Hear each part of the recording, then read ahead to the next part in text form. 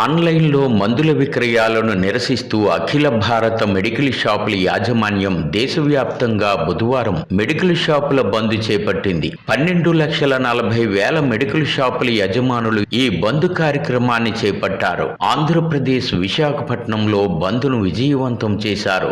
Apollo pharmacy వంటి షాపులు తప్ప ఇతర మెడికల్ షాపులన్నీ మూతపడ్డాయి. షాపుల యజమానులు ఏరియాల వారీగా నిరసనలు చేపట్టారు. గోపాలపట్నంలో మెడికల్ షాపుల నిర్వాహకులు ప్లకార్డులు ప్రదర్శించి నినాదాలు ఇచ్చారు. బైక్ ర్యాలీ చేపట్టారు.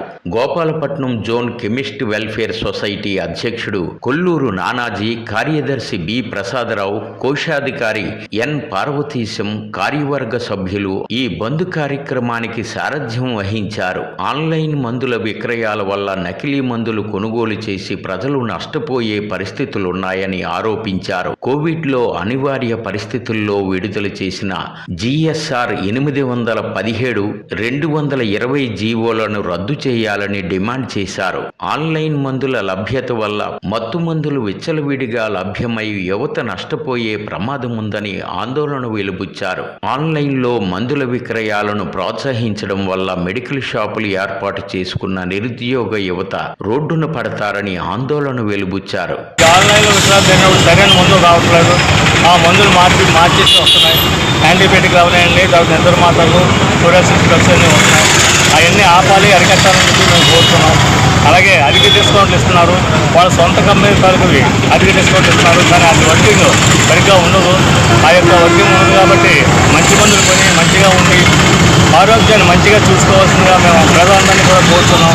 అలా వాళ్ళు కొన్ని మెడికల్ షాపులు అయితే రెంట్ కట్టుకోలేక కరెంటు బిల్ కట్టుకోలేని పరిస్థితిలో ఉన్నారండి.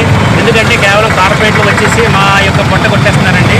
తర్వాత 817E అండ్ 220E సెక్షన్ల ప్రకారం అప్పటి కోవిడ్ కారణంగా మన భారత ప్రభుత్వం కొన్ని సెక్షన్లు ప్రవేశపెట్టి ఆన్లైన్లో విక్రయం చేసుకోవచ్చు అని పెట్టారు.